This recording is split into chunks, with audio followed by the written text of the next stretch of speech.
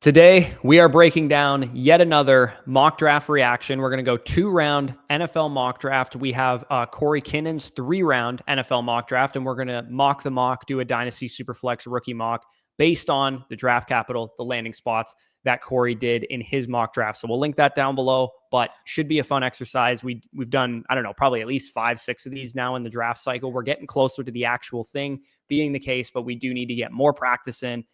Talk about these fits, talk about these landing spots. Yeah, also shout out Cory. I've done Cory for a few years now. He actually works over at Reception Perception on the quarterback profiles for Matt. So when you guys are over on the site, obviously the wide receiver profiles, Matt Harmon's writing up every single day. But my boy Cory is actually working on the quarterbacks over there. And like Cory mentioned, the other Cory here, he released EY. this 3-round. Yeah, hey man, different spelling, but regardless, both ball knowers. We got a 3-round mock draft and a ton of fun landing spots. So let's waste no more time. Let's get right into it. Yeah, exactly. So, Danny, you're kicking us off. Are you going in the direction that we think you're going? Yeah, I mean, this is actually, in my opinion, the peak landing spot for this player. He's our 101 in talent. He's a generational player at his position. He's a top 10 pick in the sample. And we've been kind of expecting that he would go to the Raiders. But like you see on the screen with Ashton Genty at the 101, he goes to the Chicago Bears in this mock draft. And need I say more? You have Ben Johnson. You obviously have the historical uses that we saw there with Jahmyr Gibbs in Detroit. You have an interior offensive line that completely revamped this offseason. And you have a young quarterback that we both believe has top 5 level talent in this league. There is no doubt in my mind. You plug Ashton Genty into that backfield. You have that offensive line playing up to standard. You have Ben Johnson's influx on the scheme. And you have Caleb Williams taking a natural progression up. We could be looking at a top 5 offense for a running back that had the second most rushing yards of all time with 20 plus rushing touchdowns this year. Yeah. Remember the killer bees when we were growing up, the Le'Veon Bell, Antonio Brown, Ben Roethlisberger, yep. Caleb Williams, Rome Odunze, and Ashton Genty could be the next kind of iteration of that in this situation. Yesterday, you guys would have seen Ashton Genty's tail of the tape. So the whole breakdown on Genty, why he's such a special player, special athlete, contact balance, elusiveness, receiving ability. He's got everything that you guys could possibly want. You know that already. It's April 2nd as we're recording this. You guys probably are well aware that Genty is an absolute dog. We are back on the clock at 102. I've officially made this change in our draft guide, which is now live. You can get a link down below in the description. Travis Hunter, the best receiver in this class. Like the one consensus thing that everybody can kind of agree on in the NFL draft and dynasty fantasy football community is that if this dude plays wide receiver, he is the best receiver in this class. And in the actual write-up for the mock draft, Cory basically said, Cleveland views him as a wide receiver. I believe they're going to use him primarily at wide receiver. So we're going to go based on that kind of knowledge of his position, and he would be the 102 in this class. I made the adjustment. I had Ted McMillan over him for a little bit of time there, but given what Hunter scored in reception perception, speaking of reception perception, just absolutely dominant separation totals there. Was one of my concerns for Hunter was how well would he translate as a route runner because he didn't really run a full route tree. Ted McMillan's had a little bit of a down slope in terms of his draft process, not really running at the combine, maybe potentially running in the mid 4.5s. Coming out and saying he doesn't watch football or doesn't watch film or whatever. Again, I'm not reading too much into that for Ted McMillan, but I'm reading enough into it to the point that Hunter is very clearly the wide receiver 1 in this class for me. Yeah, it's just honestly remarkable when you actually contextualize the numbers that Travis Hunter was putting up based off the expected yards per route run. So this is a tweet actually from Football Insights on March 25th. Travis Hunter owns the lowest expected yards per route run at 1.27 among any wide receiver prospect since 2019.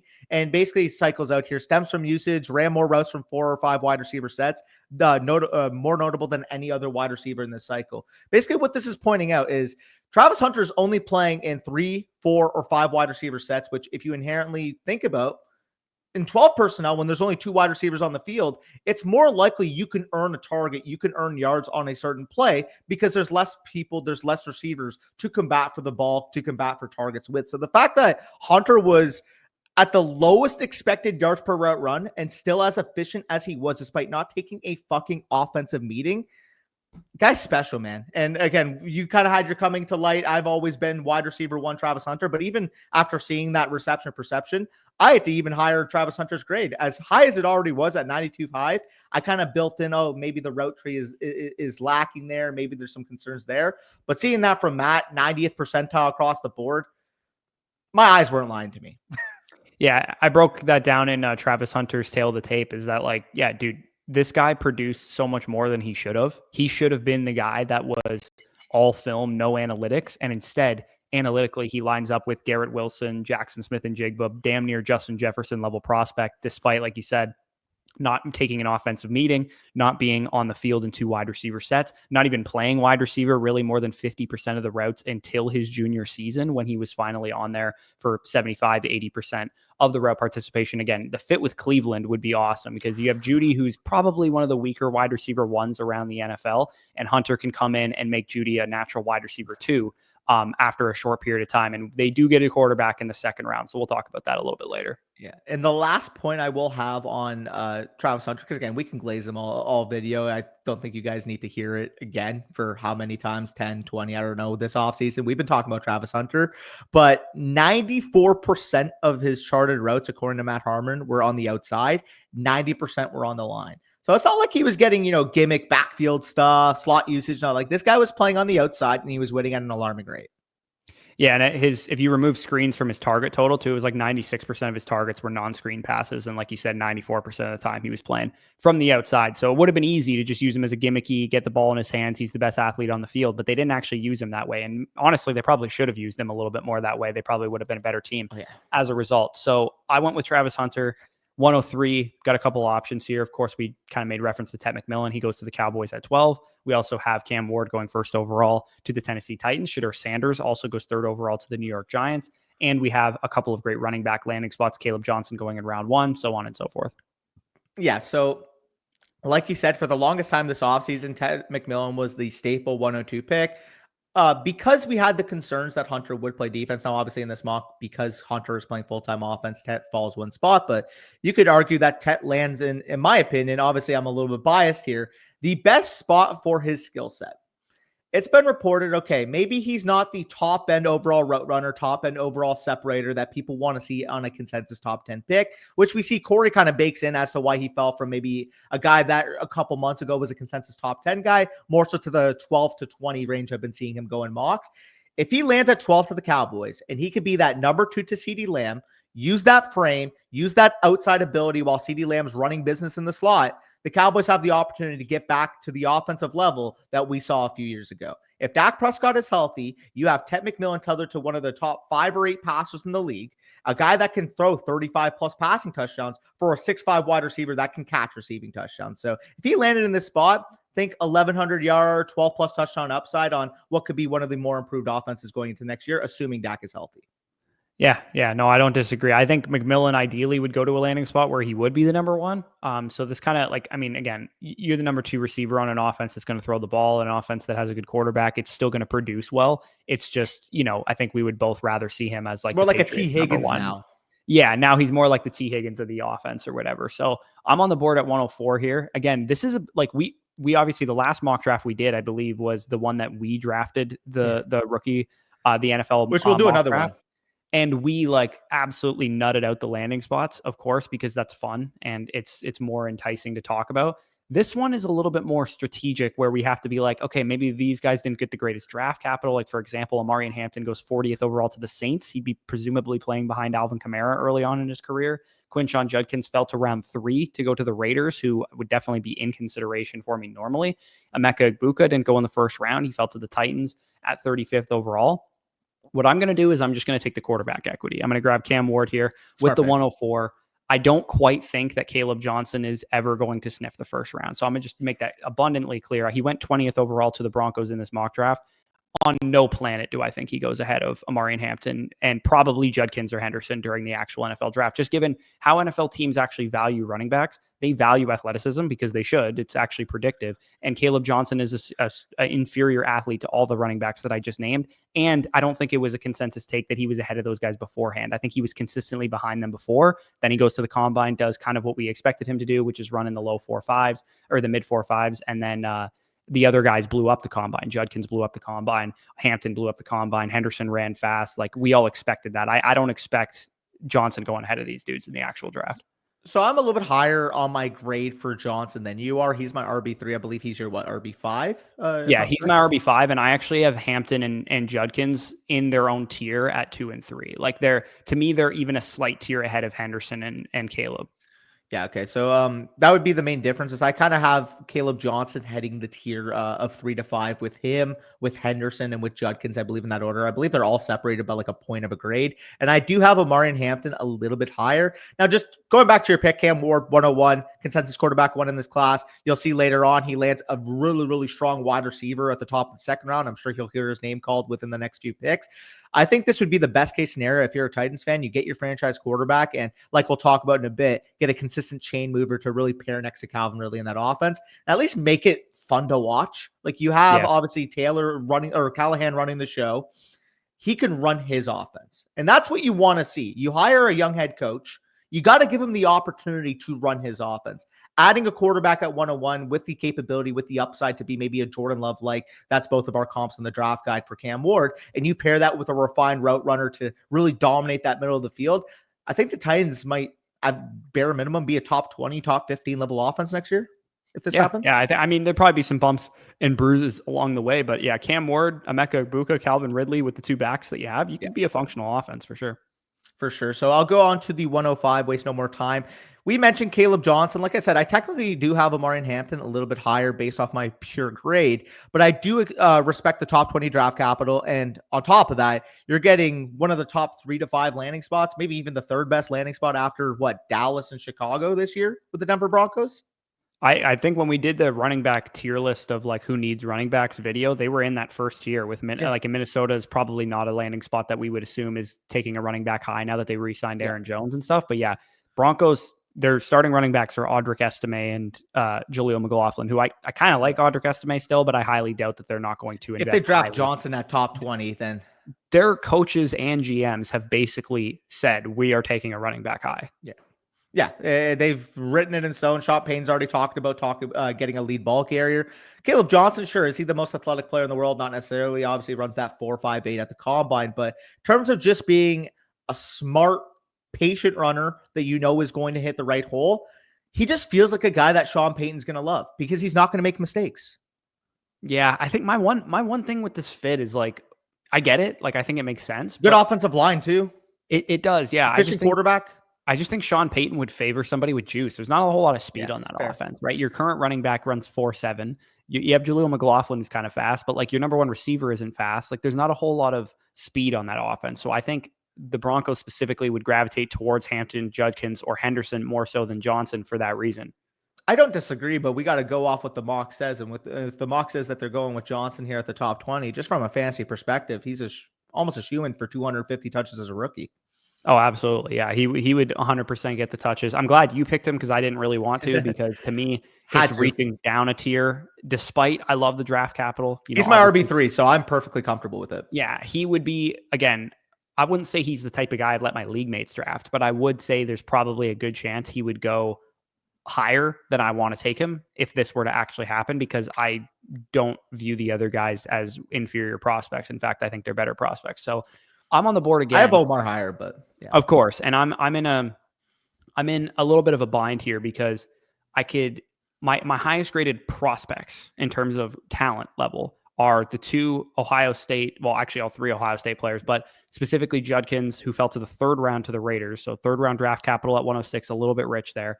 Emeka Egbuka, who didn't go in the 1st round at wide receiver, and I just frankly think that's ridiculous. I don't know why he's not a consensus top 15 player in this class. But he fell to the 2nd round to the Titans. Of course, Cam Ward going to be paired up with him.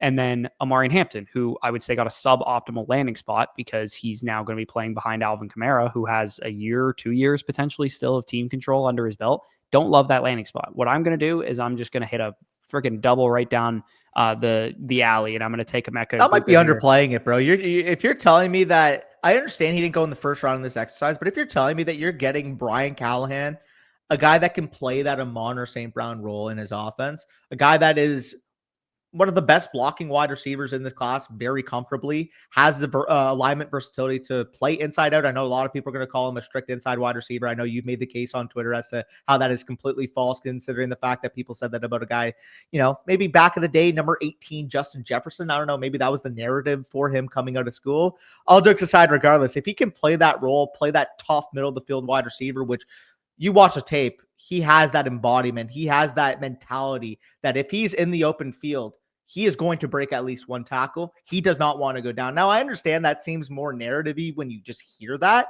but some football players play with a certain level of toughness across the middle of the field that you can't teach, and Emeka is absolutely one of those players. In fact, I've seen it the last few years as a Michigan fan. Oh, absolutely. Yeah. And in this landing spot, you have a quarterback. Like the Titans are just such a milquetoast franchise normally that we just look at them and we're like, we never want a fantasy player going to the Tennessee Titans. But Brian Callahan was a pass first coach in Cincinnati. He has now in this mock draft, in this iteration, a franchise quarterback in Cam Ward. Yep. And Emeka Egbuka could be the number one receiver that he funnels his offense through. Xavier Restrepo. I was literally just about to say, what area of the field did Cam Ward gravitate towards in college? He targeted Xavier Restrepo mercilessly. And if you're like, oh my God, no way Emeka Egbuka is anywhere close to the level of prospect as Justin Jefferson was, because we already kind of made reference to the fact that, Justin viewed Jefferson, similarly though, dude, it's not that far off, man. Justin Jefferson, obviously a wide receiver 1 upside prospect, Emeka Egbuka, more wide receiver 2 upside prospect in terms of prospect model fit, but he's right next to a guy like DJ Moore in terms of his prospect caliber, who also got some buzz that he might only be a slot receiver in the NFL. Same goes for a guy like AJ Brown, who got some buzz that he only might be a slot receiver in the NFL, just because that's what he was asked to do, because he played with Harrison, he played with Jeremiah Smith, and he played with all these other dudes, Olave and Wilson and JSN at periods of time early in his career. Doesn't mean he can't do it. He tested with a 9.3 or whatever RAS score, 9.7 RAS score. He was an unbelievable athlete. He always was. He was a 5-star recruit. He can be a number 1 receiver for an NFL team. And the nice thing is with Tennessee, Calvin Ridley's been in the league long enough, has enough name cachet that he would probably draw number 1 coverage. Exactly. Not to mention he's got that ability to play on the outside, which will just allow Emeka Egbuka to truly develop in those first maybe 8 games or so until he could really take more on the outside. Again, we both believe he can play inside out, but having a guy that can play the X, that can win on the outside is going to make his job a whole lot easier transitioning to the next level. So I'm back on the clock here. I think that was a really good fit, especially considering in the context here, we're in a full PPR league. This guy figures to be a full PPR staple. Like I said, I considered Omarion Hampton at the pick that I got. Caleb Johnson just ended up respecting the draft capital, respecting the landing spot. I really do like Denver there. But with that being said, I think Omarion Hampton is a special player. He gets top 40 capital, and I believe 40th overall. Is that not exactly where Jonathan Taylor went when he got drafted by the Colts? I think he went in the 30s still. Did he? But okay. Yeah, it's tough to sort through these guys because some people might be screaming too, by the way, for what it's worth. Travion Henderson went 63rd overall to the Chiefs in this mock draft. So again, another 41st, landing spot. by the way. 41. Yeah, you could definitely make the argument that Henderson should be like off the board by 3 picks already because he's the Chiefs starting running back, quote unquote. But I think this is an example of a mock opposite to the one that we did before, where it's really going to require some analysis on the fit, the immediate outcome, the immediate production value of a guy like Omarion Hampton, for example, versus, Caleb Johnson, who would presumably be the starting running back for his team right away.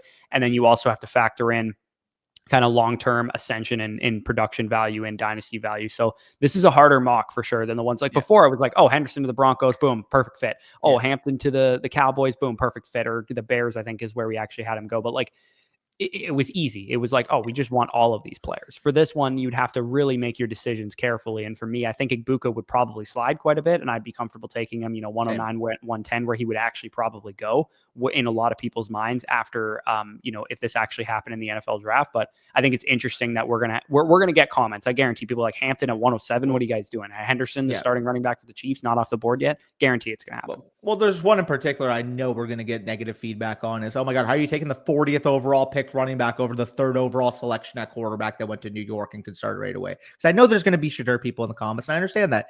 That is us trusting our evaluation, knowing that Shadur Sanders, as solid as he is, I think he could be, a solid bridge quarterback. If I'm looking at Omarion Hampton as a guy that I think could figure to be an RB1 profile, mid-end, high-end RB1 profile in the future, I'm sorry, I can't take a top 15-ish level dynasty quarterback over that. So, little tangent, have to say that. Omarion Hampton, the reason why he goes there, talent. I think that when it's all said and done, he'll probably be closer to a 1st-round pick in the NFL draft. But if he did slide to 40th overall, like I said, Jonathan Taylor was the 41st overall pick. He's got the height, he's got the weight, he's got the speed, he's got the 3-down ability. And I do think if the Saints are taking a running back at 40, that's maybe indicative on their thoughts going forward with Alvin Kamara and maybe a potential role switch to the Kamara that we saw earlier in his career. Because as of late, these last few years, because they have not had a good second running back on the Saints, Kamara has had to take 10, 12, 15 carries between the tackles every game. If you can limit Kamara down to maybe 7 to 8 touches between the tackles and 6 to 8 targets a game, and you have Omarion Hampton as your lead ball carrier playing the Mark Ingram plus role from what we saw in 2017, I think that would be the best way to utilize him in the spot. Yeah, this would be really interesting. I think it would be really interesting to see where like the public would take Omarion Hampton in a mock draft like this, because I think you could really make the argument that Judkins should go over him given the immediate value of the Raiders. You could make the argument that Henderson should go over him given that he's playing for the Chiefs and he would be the immediate starter there. You could, like you already talked about, you could make the argument Shedeur should go ahead of him because he's a first round top 3 overall selected quarterback. You could even talk me into some of the Luther Burden types who went in the first round as well. So this would be a really interesting mock draft to see what consensus would actually have. And that would be a lot more, different than the mock that you and I did, which is like everybody's nails. We want all these picks. I think the main difference for me, like I said, is I kind of had to take the Caleb spot at the 105, given the draft capital, given the landing spot, given where I have him. But for me, when I'm looking at Omarion Hampton, I kind of already got the baked in slide already, because this is a guy I'd be comfortable taking at 103, 104. So if we're getting a slight negative landing spot, slight less draft capital than what we expect, I think 107 would just be the value spot for me. I'm glad you brought that up because I am going to take an Ohio State running back here. The question is, which one do I take? Because Judkins is the one I have graded higher and, in fact, a mini tier ahead of TreVeyon Henderson. But he goes in the 3rd round to the Raiders, who have Geno Smith and an improved offense, and they'd probably give him quite a bit of touches. Yeah. But man, TreVeyon in Kansas City is really, really intriguing. And I'm gonna take TreVeyon in Kansas City here because I think he's got to go off the board. He's a 2nd round pick to the Kansas City Chiefs. You kidding me? Like Isaiah Pacheco last year of his deal, Kareem Hunt old. Even if worst case scenario, this is a split backfield for half of his rookie season, he's probably going to be a top 3 round redraft pick this time next year. So that would be where I'd be at with Henderson if he went to the Chiefs again. This is a challenging mock. This isn't a run of the mill easy one. We got to really think about immediate short-term value and also kind of what the long-term outlook would look like. And the draft capital is not cut and dry, straightforward either. Yeah, 100%. I mean, you're getting top 64 capital here. You're getting a landing spot in Kansas City that we've seen supplement production to running backs. We've seen Samaje Perine catching passes out of the backfield, Kareem Hunt catching passes out of the backfield. You have Pacheco to be your physical between the tackles runner, and you have TreVeyon Henderson to work in space. The exact dynamic that he literally had at Ohio State this year. Power back like Isaiah Pacheco, aka Quinshon Judkins, taking the dirty carries between the tackles, goal line opportunities, and you have TreVeyon Henderson working in space for the best quarterback in the league with a receiver core that we have promised. Like, we believe in Rashee Rice, but he is dealing with the injury. He is dealing with suspension issues. We believe in Xavier Worthy, but is Travis Kelce going to look like the same player? We know Juju Smith-Schuster is not nearly the same player he once was. They need another pass-catching weapon, even if it's not a wide receiver. Because quite frankly, is Noah Gray their 2nd best talent at this point as a pass catcher? Aren't you like Rashee Rice king of the No. Rice Third. I was counting if Rashee Rice were to be out. That's what okay. Yeah. I mean, I don't know. I'm not going to, I actually tend to think that the Chiefs' weapons are a little bit underrated. So I'm not a huge fan of this argument. I do think Andy Reid would know how to use this player. It was what you envisioned CH would become for you, which was that Brian Westbrook role that never happened. I don't disagree, but I'm pointing out because we literally saw receiving production supplemented to their running backs last year. And now you're getting a guy that is quite literally a strength in his game. Oh, yeah, for sure. So you were on the board here with the 109. We'll see if we can speed these up a little bit. Yeah, we've been having fun glazing these prospects. We'll try to speed it up like Cory said. This has got to be the spot where I take Luther Burden. I understand that he's got maybe some question marks into utilization. Going 19th to Tampa, that's not a spot we usually see. I don't know how you would feel about that. Probably not the greatest. Because I kind of like it for Burden's sake, to be honest. Because from a Tampa fan perspective. Yeah, I mean, I don't know why we would take a receiver in the 1st round when we need edge, cornerback, and safety and linebacker help. But I do kind of get it, you know, from a planning standpoint. Jason Light said at the Combine that basically they have a group of players they'll feel comfortable taking at 19, and they're really a variety of different positions. They might be on offense, they might be on defense, and if they don't get one of those players, they might move down in the draft or whatever the case is. So I do think Burden long-term can be the Chris Godwin role for your offense. And Godwin just signed an extension, But the goal with Burden is to eventually make him able to play on the outside. And if he's basically just a slot receiver, just a tertiary option as a rookie, and he really shows you high yards per route run type of, efficiency metrics, and he's producing alongside two absolute pros who will show them everything that they've ever learned about the position unselfishly because they just want to win championships, Burden could really use that, to be honest. Now, I don't disagree. I think the reason why I pointed that out is the general consensus we'll see Mike Evans, Chris Godwin. Obviously, Jalen McMillan was productive down the stretch. They're going to see the situation, kind of get scared off of it. Yeah. But for me personally, I think Luther Burden is the talent worthwhile of going in the top 9 overall picks of rookie drafts. And even though the landing spot immediately doesn't really scream like, oh yeah, this guy's going to go out there and have a Justin Jefferson rookie season, because the opportunity just simply isn't comparable. At the same time, like you said, Chris Godwin isn't also a guarantee to come back in week 1. Obviously, it does sound like he's trending in the right direction, but there is a risk that he could miss the first few weeks of the year. And on top of that, if you guys take Burden in the top 20, like, I'm sorry, I really love Jalen McMillan, the prospect, but he is not Luther Burden. No, he's not. And this is like the CeeDee Lamb situation when he was drafted, or the JSN situation when he was drafted, where it's like, yeah, in the short term, we don't really love it, but long term, it'll probably play itself out. However, it ends up doing that. But again, let me just point out here, just like the Caleb Johnson pick, this would never fucking happen, honestly. Like, they would not pick a receiver at 19, especially not Burden, because I know there's a little bit of rumblings about Burden's potential work ethic and attitude stuff, and that's the type of shit that Jason Light takes players right off his board for. So if they were going to pick a receiver at 19, it would be Emeka Egbuka, not Luther Burden. Yeah, have you not said literally they said that about Rashee Rice? Yeah, like they took him off. Jason Light said that we took him off our board because we found out that he was a bit of a knucklehead. Because I was going to say, like, stylistically, like, I know this is a little tangent, but stylistically, like, he'd be the exact receiver that Tampa would target if that weren't to be the case on the back end. Yeah, no, absolutely. So again, we're going to continue the slide for a couple of players here. The question I have here is, do I take a 3rd round running back who is currently my 4th overall player in the class in Superflex pre-draft before we know where he goes, in what I would consider to be like a really, really good landing spot for him? Yes. Or do I take the guy who was drafted 3rd overall, the quarterback, Shedeur Sanders? And I evaluated both players, and under no circumstances do I think that Shedeur Sanders is a more productive player for fantasy than what Quinshon Judkins would be with the Las Vegas Raiders. So again, you want to call it bad process all you want, totally fine with me. I would probably, in an ideal world, if I was picking this range, sell the idea of Shedeur Sanders to one of my league mates, move back, collect some draft capital, and then take Quinshon Judkins, do my due diligence as we always talk about, rather than taking Quinshon Judkins straight up over a 3rd overall pick quarterback.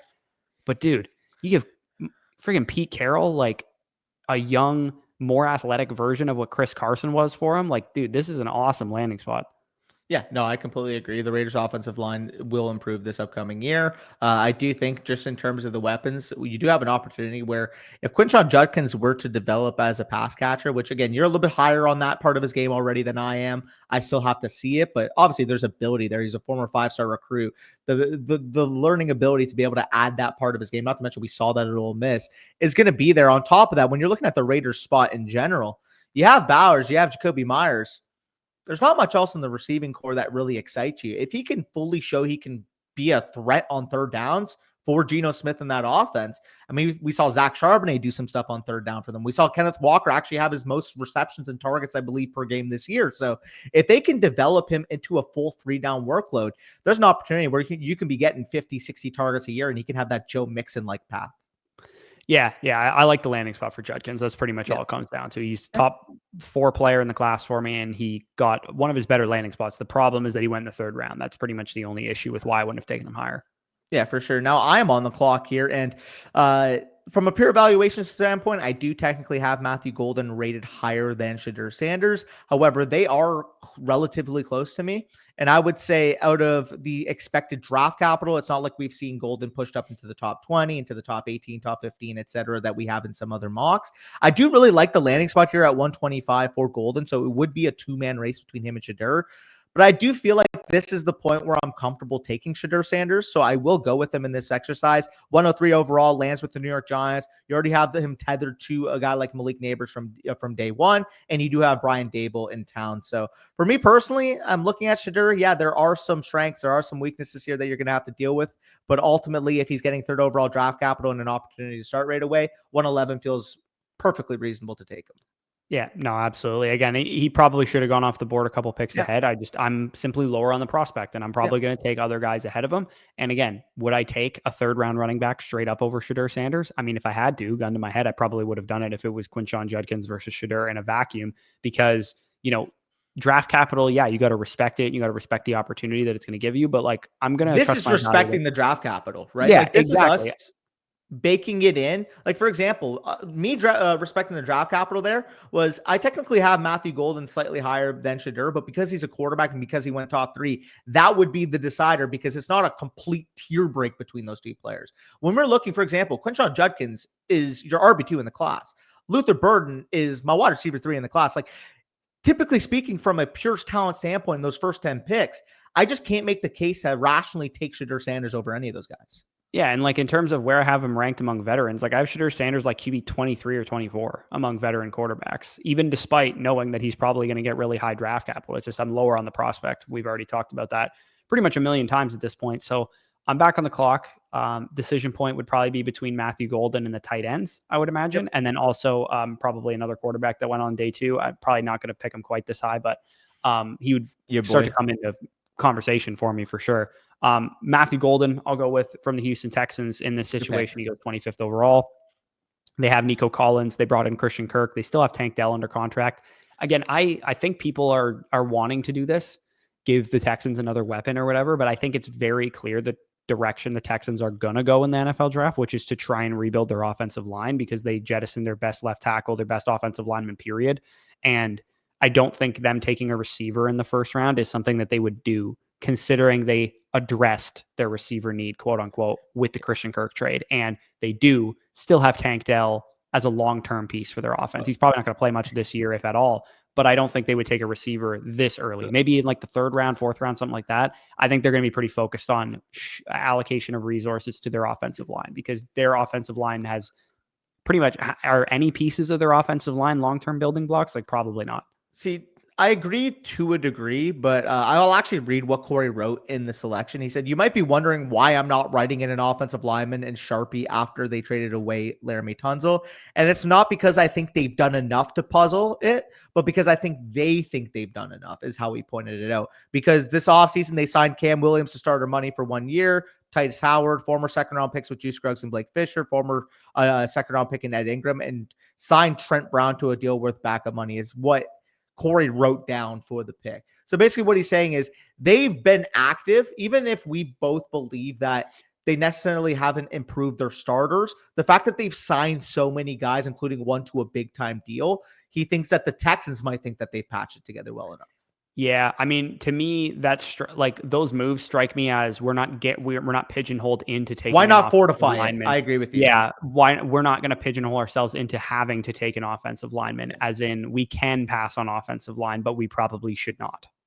Yeah, and then, again, I'm not saying like a wide receiver is a bad pick per se, because again, if they don't feel comfortable about an offensive lineman on the board at that pick, I would argue that wide receiver is probably their second biggest need. Even after bringing in Christian Kirk, Tank Dell is probably not somebody you count upon, at least for the next year, possibly 2 years.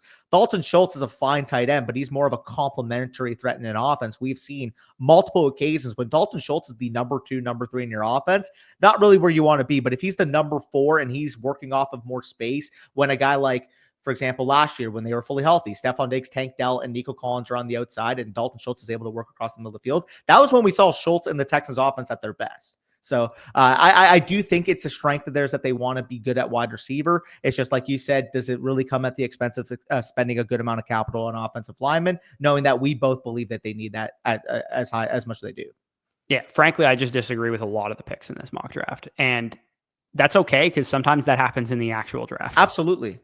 Yeah, like there's going to be, like, you guys might be like, why did you use this mock? Like, there's no good picks in this, then none of these make sense. It's like, well, did anybody think that fucking Seahawks were going to take Zach Charbonnet in the 2nd round? Like, sometimes the actual NFL teams do things that don't make sense too. Yeah, no, for sure. But I'm back on the clock here. And like we said, it would be between a couple of the tight ends at your Matthew Golden pick. And I will just take the guy that I have graded higher. And what I would look at as the better spot here, landing with the Los Angeles Chargers, landing with his former college head coach with Jim Harbaugh. Here we have Colson Loveland of the Michigan Wolverines. I feel like this is a mock draft spot. If he falls outside of the top 20 in anybody's mock, it is to 22 with the LA Chargers. If he goes in top 15, top 18, that's the only times I don't see Colson Loveland being paired to the Chargers. It makes too much sense. He could play that wide tight end role. He can play in both 12 and 11 personnel, and he could be a funnel top 2 piece of your passing game. So really self-explanatory here. Colson Loveland paired with Justin Herbert. Yeah, makes total sense. I think Harbaugh likes his guys, and I think there's a good chance that Loveland will be a Charger as a result of that, because that's about the range of the draft he's going to go. They need a tight end. Makes a lot of sense. They could use, just weapons in general, but tight end specifically is probably one of the weaker positions on their depth chart. I would be at a point now where it's, again, do I want to respect the draft capital, which I'm probably going to for what it's worth, or do I want to maybe take a player that I think is in the same tier? Again, it would be between a couple guys here, because normally I don't see Jalen Milroe go this high. And you guys know I'm a huge Jalen Milroe pilled guy, because I do think the bet on Jalen Milroe is the bet on a quarterback who could potentially be one of the best in fantasy football because of what he brings to the table with his legs. Love the 33rd overall draft capital. Love the fact that he's throwing to Travis Hunter, Jerry Jeudy, David Njoku in this situation. And he's also throwing the ball and handing it off to DJ Giddens, who we'll get to probably at the end of this mock draft. But I got to go with Tyler Warren, because the 8th overall draft capital is just a little bit too much to overlook. And RIP to Jatavian Sanders in this situation. Again, another pick that I just don't agree with. I think the Panthers have been very vocal about the fact that they need defensive players with their first couple yesterday. Yeah, I don't think they would take a tight end at 8th overall. Like Jatavian Sanders showed a little bit. They need D ends, D linemen, linebackers. Like, they need everything on defense right now. So I don't think they would take Ty Warren, but 8th overall capital is 8th overall capital, man. You got to respect it at some point. By the way, good pick not taking Milroe over Warren, because I'm going to guarantee you're going to get Milroe back at the 2-4. And I'm sure you probably factored that in when you made the pick. So I didn't actually. No, you didn't? Okay, fair enough. But I mean, it's close. Like, I think Milroe definitely is in the conversation, getting that 33rd overall draft capital to Cleveland, having an opportunity right away. And this is a close pick, because when I'm looking across the board, Samson goes a little later than I would have wanted. Like, if he had went top would 75, be the other option, I think, that should factor in here. He goes 52nd overall to the Seahawks, and Trey Harris to the Bills at 57 is also interesting. I actually have Royals straight up over Higgins. And in fact, we have Royals going to the New England Patriots in this exercise. I think it's pretty much a cluster tier from the 203 to the 209 for me. There's a lot of names similar for me. I will go with Jalen Royals. I do think he has the opportunity to develop into a top 2 target right away for the New England Patriots. Sorry. Hey, I have him as my wide receiver 6 in the class, brother. Like, yeah, no, I think that's, I mean, I don't agree with that, but I think if you have him wide receiver 6, my wide receiver 6 is Higgins, and I don't think it would have been a reach if you took Higgins. So I think that's fine. Yeah, and it's pretty simple to me. You're getting the skill set, you're getting the yak ability, you're getting a receiver that's listed at over 200 pounds for a receiving room that just needs size in it. You have your natural separator, your vet now with Stephon Diggs signed for 3 years. You have Hunter Henry as your vet at tight end. You get a guy with some juice added to that wide receiver core. I really do feel like we'll see Drake May take that next step. And the New England Patriots, I mean, we talked about this off camera, but one of the most shocking initial lines that I saw for the upcoming NFL season, and again, I will still be taking the under on it, was New England listed at 8.5 wins. So the market is already anticipating that they will take that next step. Again, do I think they're going to be a positive over 500 team this year? No. But it's really shocking, to be honest, that they would be listed that high. Right? If they're like a 6 to 8 win team, though, and like Drake May and the offense take the next step, though, that I wouldn't be shocked by. 8.5 wins is an outrageous line to have right now, considering they're quite literally a top 4 overall pick. But with that being said, I do expect a big time improvement, and I think Drake May is going to take the step to be a Pro Bowl quarterback as soon as this year. Well, and if he is, and the defense is improved, they've added so much on that side of the ball, and you get the Vrabel bump of significantly better coaching. That would be I think it makes sense. It makes sense. That's why they're listed there. I just think that's probably a 20% chance that all that stuff comes together. And, it's basically 50-50 odds right now. And the fact that the line is set up at 8.5 just seems to be too much for me. So I will do the Jalen Milroe obligatory. Brock commented down below on our on my sleeper video that I'm basically Jalen Milroe's agent at this point. Dude, Milroe going 33rd overall to the Cleveland Browns. Dude, sign me up. Like I said, throwing to Travis Hunter, Jerry Jeudy, David Njoku, handed it off to DJ Giddens and Jerome Ford in the backfield in this situation. The one thing I would say about Jalen Milroe is, like, do I want him anywhere near that factory of sadness? No, because Cleveland can't develop quarterbacks to save their lives. And also, too, he'd probably have to start pretty fast, and I don't think he's ready. I think he probably should sit behind Matthew Stafford, Aaron Rodgers, somebody like that, even in New York behind Russell Wilson or something. It just doesn't make sense to me to take Jalen Milroe when you need a pro-ready quarterback. I actually disagreed a little bit because I do like this spot for Milroe in the sense that I think it makes sense as to why Cleveland would go this direction at quarterback, because you have Stefanski there, because you have a relatively built offensive line. Obviously, in this situation, you have Travis Hunter, you have Jerry Jeudy, you have David Njoku. You have a really good nesting spot for a young quarterback in terms of just the overall surrounding pieces on offense. And because they have so much dead money tied to the position, for them, re-rolling on a young quarterback that has the upside that Milroe does at the 33rd overall pick. Again, I'm not quite there in terms of my evaluation, which is why I couldn't quite pull the trigger at the 203, but you could very well make the case that he should have been the 203, because I do think in terms of opportunity, he will have that. Dude, I think given his rushing, you could make the case that he should go in the first round with this kind of capital, because, I mean, top 35 capital, like, you're going to get a year or two to see what you can do, especially when you're Cleveland, who doesn't have the money to go sign a big name free agent quarterback, who, again, might be picking high again the following year. Like, we saw Cleveland actually do this once before, where they took Deshaun Kaiser in 2016 or 2017, sorry. And then the next year they drafted Baker Mayfield. So you'd be worried about that for Milroe's sake a little bit. But dude, if he has to play his rookie season, which he probably would, you just tell him, if it's not there, first two reads, just run. Like, just literally just run the ball. And from a fantasy perspective, that might be worth the 112 or the 201. Yeah, from a fantasy perspective, that will absolutely play. I'm back on the clock here. I believe after Warren went off the board, we're done with all the first round players in this mock. We're about halfway done the second round players. But I'm going to be going back down to the third round. And I mentioned the last pick felt a little bit early for this guy, but at this spot, with the offense that I expect going forward, you have a young quarterback there that we both expect to take the next step up in year 3, obviously a down second year based off his rookie season. They do take Matthew Golden at that 125 spot. I do have Dylan Sampson going here. Now, the main question would be, what exactly is his immediate role with Joe Mixon in year 1? And I think that's fair. But I do think at 89th overall, the explosive nature that he brings to the position, the 3-down capabilities that he has, on top of the fact that he is one of the youngest running backs in this class, by year 2, I think he could be the lead ball carrier, lead back for this team on an offense that I think, like I said, could be a top 8, top 10 overall offense if CJ Stroud can get back to the level we saw in year 1. Yeah, I have a hard time pulling the trigger on Sampson this early, just because I do think, like you said, the year 1, maybe even year 2 value wouldn't probably be there. And I think you could get him a little bit later as a result, but I get the fit. It makes sense. He's definitely a fit for that scheme. I'm going to go in the direction of Jaden Higgins, because I already kind of teased him. It sounds like it looks like he would be replacing kind of the outside X wide receiver role that DK Metcalf would leave behind in Seattle in this situation. 52nd overall draft capital. Kind of interesting. Again, right now, the way I have it ranked is I have Loveland, Warren, and Jaden Higgins in a tier as like the start of the 2-3 turn, or the 1-2 turn guys. Like, they're, once the second round hits, I'm going to be hitting smash on those guys in the draft. So obviously Milroe goes a little bit higher than we usually have him. You picked Royals. I wouldn't have picked Sampson or Royals over Higgins personally. So that's kind of why he falls to 206 here. I think he's a good enough player. Again, Cooper Kupp is there. Jackson Smith and Jigba are there. Yeah. They both are target earning wide receivers, but I'm not really thinking Cooper Kupp is a long-term fixture there. I like Jaden Higgins. I just do have a little bit more pause now than when I initially watched him, especially after watching more games, really reading through his reception perception as well. And I do agree with Matt's perspective, because he said this is like a Keon Coleman type of experiment. And I disagree with that take personally. But I mean, when you look at the metrics, you look at the separation, it's relatively similar to Coleman last year. You're getting a big body wide receiver that probably plays better in the slot. And I do think I have the question marks. If he is asked to play a full-time X wide receiver role for the Seattle Seahawks on day 1, will he suffice? I think that's totally fair, but like, that's my questions as to why I moved Royals and Io Manor higher.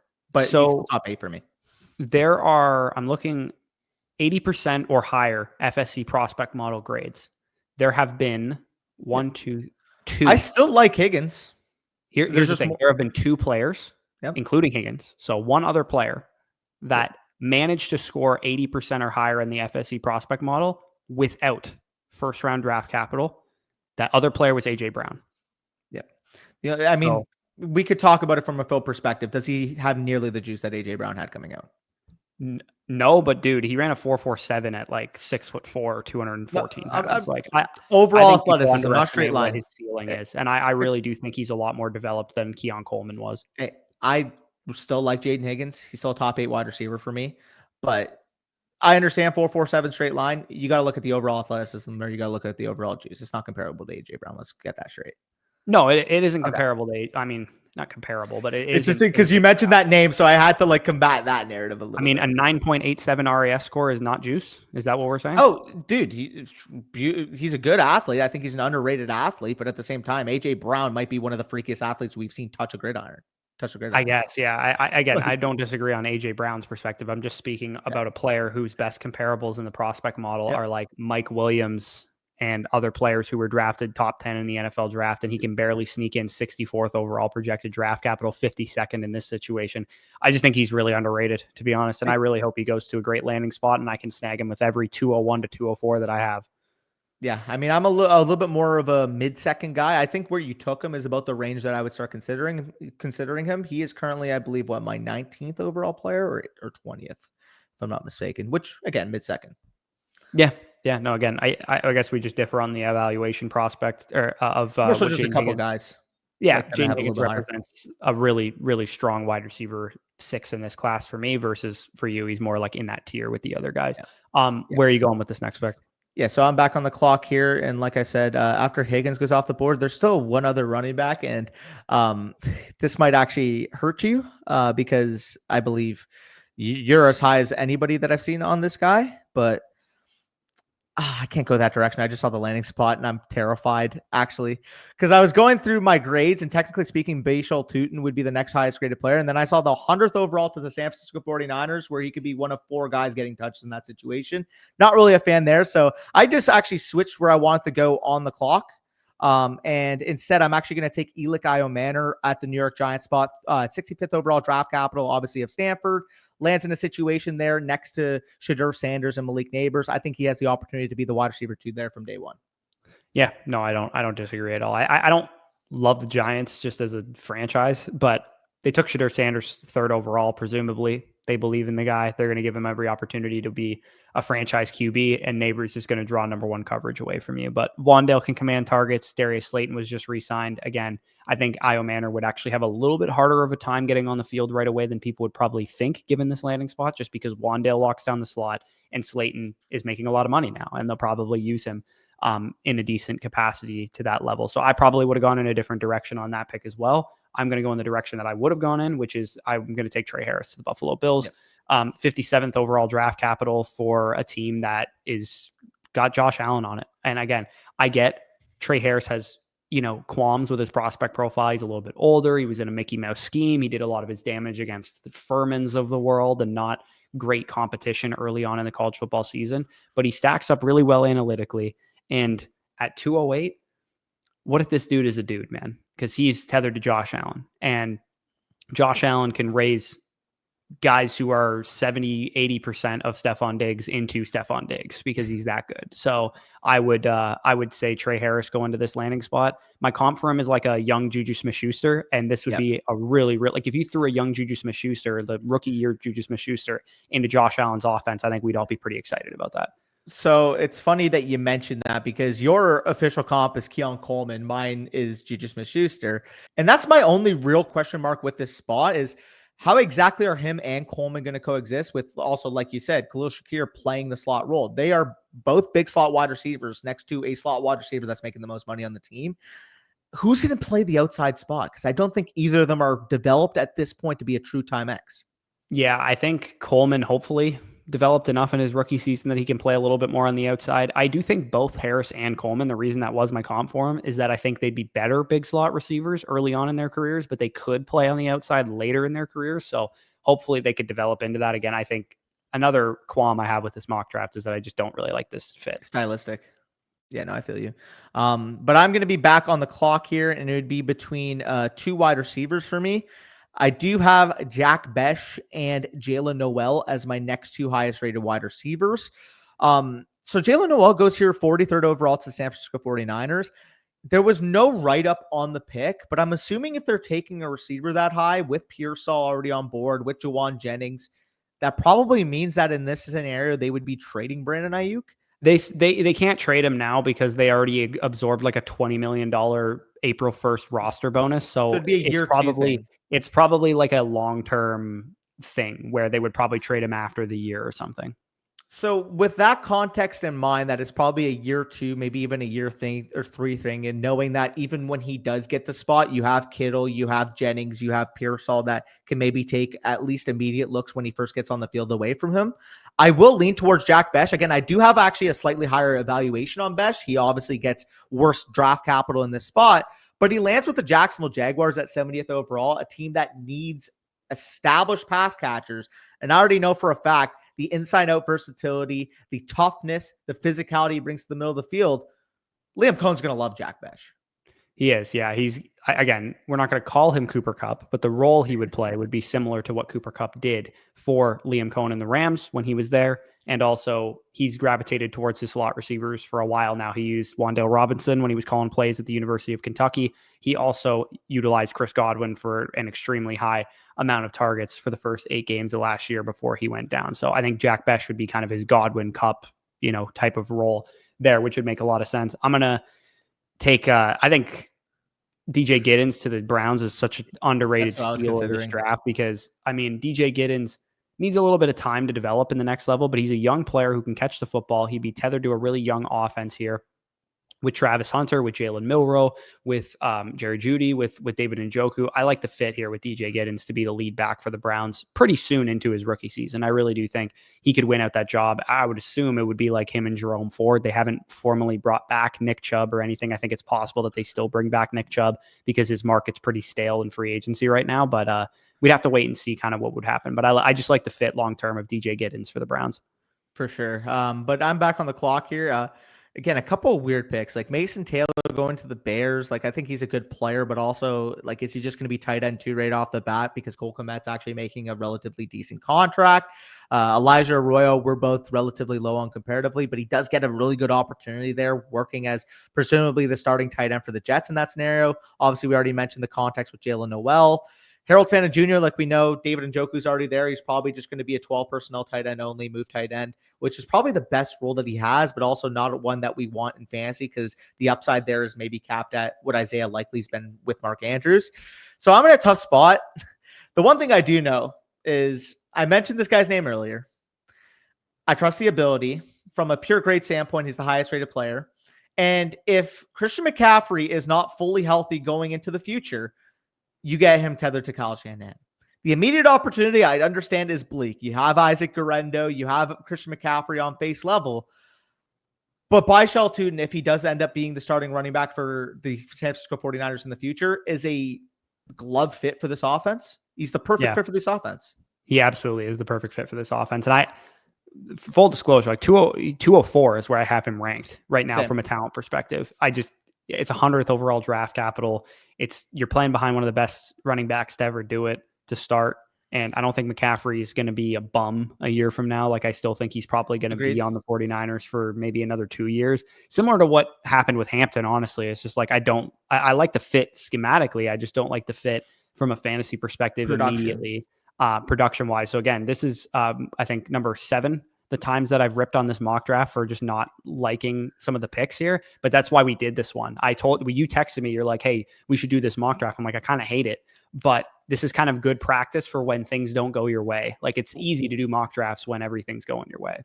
Well, what I would describe the Tuten spot here is comparable to when we were taking Jalen Wright at the 2-3 turn last year, where it's like, it didn't really feel great because you couldn't like fully picture the year 1 role, but you're trusting the tape of the player. You're trusting the evaluation that you had for him, and you're trusting the landing spot in the long term.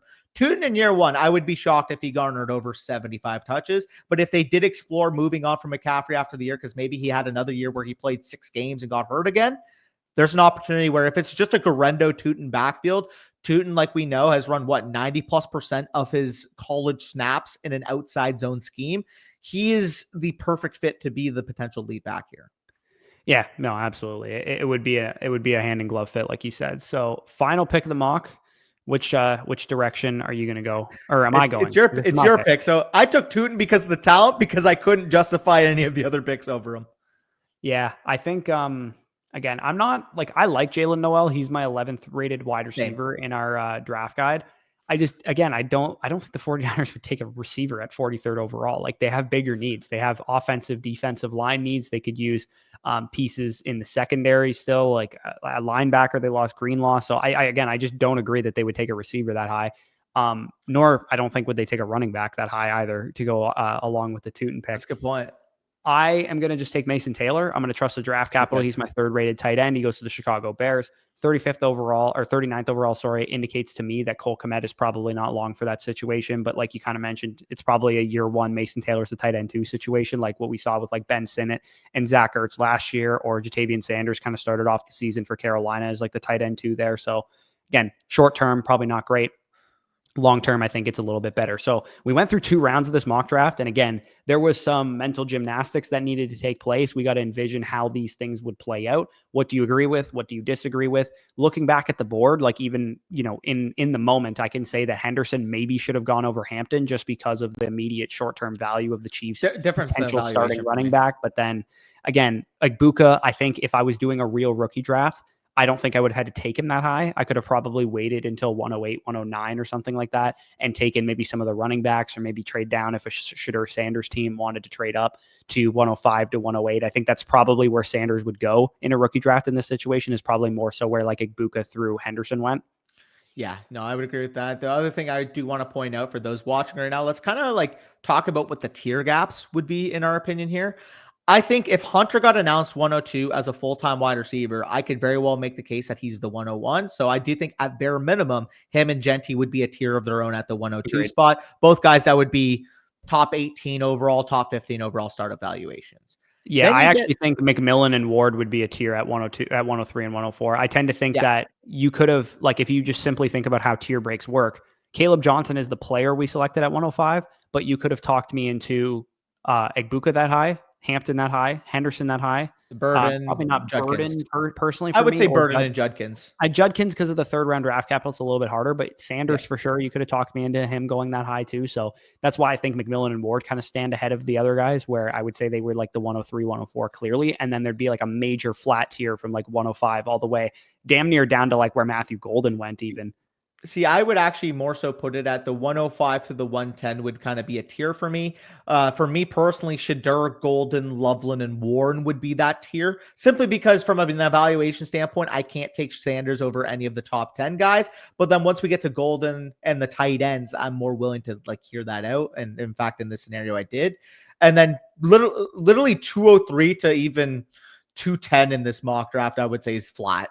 Yeah, the difference I would have there is that I have Sanders and Milroe in the same tier, to be honest, because I have Milroe higher than Sanders right now, and I get that like 3rd round. Like I'm not factoring in that Shedeur Sanders is probably going to go higher in the NFL draft. Well, he went 3rd versus 33 in this mock. If they both went in the 1st round, I would 100% take Milroe higher. That's not going to happen. It looks like Milroe is going to be a day 2 quarterback, and Shedeur Sanders is going to go in the 1st round. Hey, people might be hearing that. How the fuck do you take the 33rd overall pick over the 3rd overall pick? Well, I do remember a point in time when Lamar Jackson went 32 overall and was substantially better. Sam Darnold, that's what I was going to say. He's a substantially better quarterback than Sam Darnold. Again, I'm not saying Milroe is Lamar Jackson. I'm not saying Sanders is Sam Darnold, but play style wise, not that far off.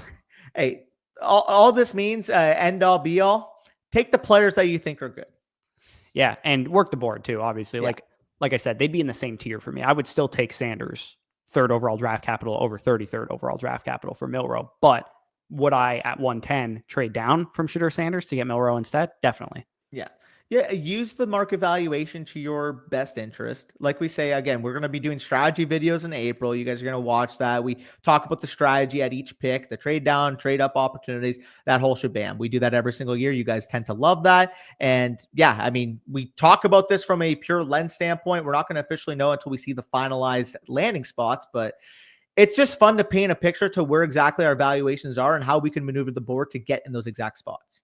Yeah, exactly. And this hopefully doesn't happen in the real NFL draft, because there's a lot of shitty landing spots for these players. And apologies to Cory, because I ripped his mock a new ass throughout this entire video, but hopefully the NFL is kinder to us than what Cory was, where he obviously is not thinking about fantasy football stuff. He's just trying to think of team fit and whatnot. Hopefully the NFL is a little bit more fantasy friendly than some of these landing spots, but inevitably we're going to get one head scratcher where we're like, why the hell did Caleb Johnson go RB2 off the board? Or why the hell did Byshell Tootin fall to 100, or why the hell did Trey Harris get drafted to the Bills? They already have Keon Coleman or something like that. There was just a lot more of those than I'm used to in this one.